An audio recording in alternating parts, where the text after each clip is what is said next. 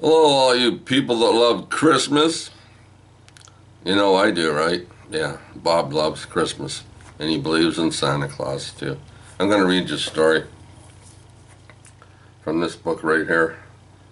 Yeah, it's called Home for Christmas and Other Stories by Scott Young. Any of you know who Scott Young is? He has a famous son. Why does this not focusing?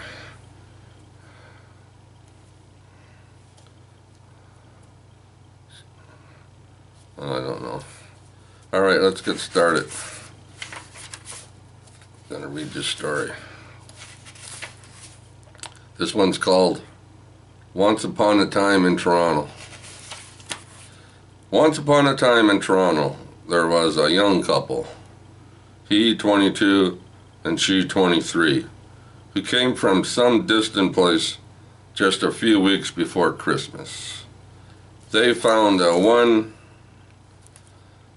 apartment in an old building on Robina Avenue, which runs north of St. Clair, just past Oakwood in the West End. They had no furniture except a gate-leg table, a bridge table with folding chairs, and a tea wagon that had been wedding presents when they were married a few months before. The apartment had a bed that could be raised on its end and locked into place between closet doors in the morning and let down the same way at night. When it was down, it blocked the entrance to the bathroom, but it was no trouble and even giggly fun to walk across the bed when that was the case. In the basement hallway of the old apartment building was a sofa whose upholstery had been painted maroon with ordinary house paint. It was waiting to be hauled away with the garbage. But the woman, who had dark hair and brown eyes, got the janitor's permission to move it into the apartment. The little kitchen had the only window in the place that would open. They got used to the scratch of steel wheels as the high TTC trolleys short-turned right under the window on what was called the Robina Loop. He made $25 a week, which worked out to be about $22 after deductions. They paid $30 a month for the apartment. They had about $15 a week for car fare, food, and other expenses. That was okay until suddenly Christmas was upon them. I don't know, that keeps looking like it's not focused. As they were newly married, they had never had Christmas together.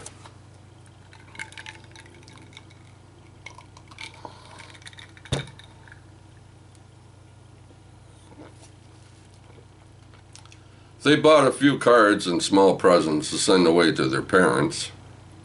When that was done, they had nothing left from that week's pay. His job was nights from 6 p.m. to 2 a.m.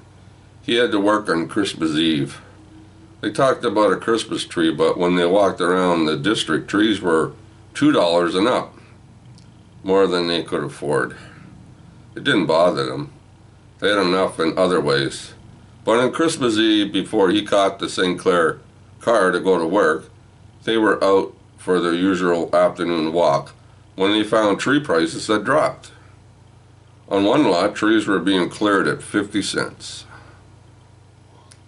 They looked at each other, then took a long time to choose.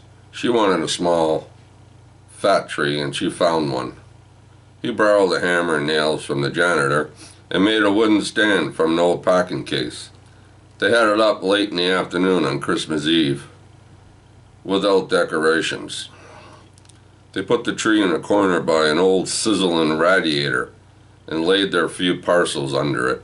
One parcel being a pipe for him, another a nightgown for her.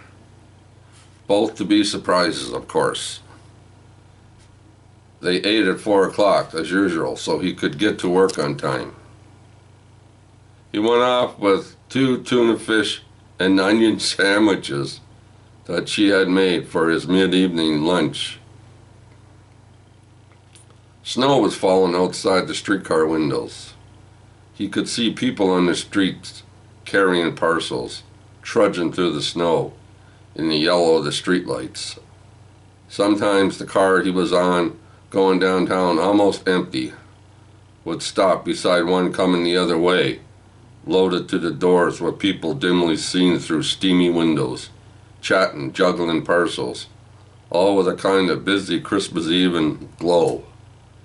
That night he was not busy at his office, where he wrote wire service stories picked up from the daily papers.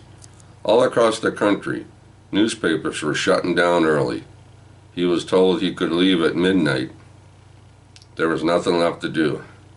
He and the other people he worked with called out their Merry Christmases, and he took the streetcar home. The night was very quiet as he walked through the snow the last block to the apartment. There were fewer outdoor decorations in those days, but in the windows he could see outlines of decorated trees and thought, next year we'll have decorations too. When he tapped on the door and she opened it and he stepped in, he could hardly believe the look of the tree.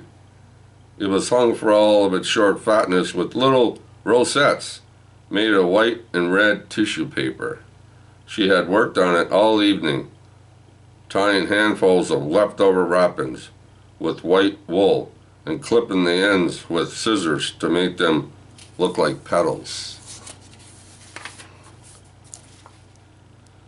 When they went to bed, the glow from the streetlight outside shone on the little tree. They lay there and looked at it for a while, and then she said, "There's an envelope on the tree that I want you to open now." He found it and turned on the light to read it. "This is our first Christmas," it read. "We don't have much except each other, but I have cut up little bits of my heart for you to put on our first tree." For nearly 20 years after that, those first decorations always had a place among the grander and grander ones on their trees. And he remembers them yet, long after their marriage broke up, and knows that so does she. The end. A little Christmas story, people. Merry Christmas, everyone. Stay safe.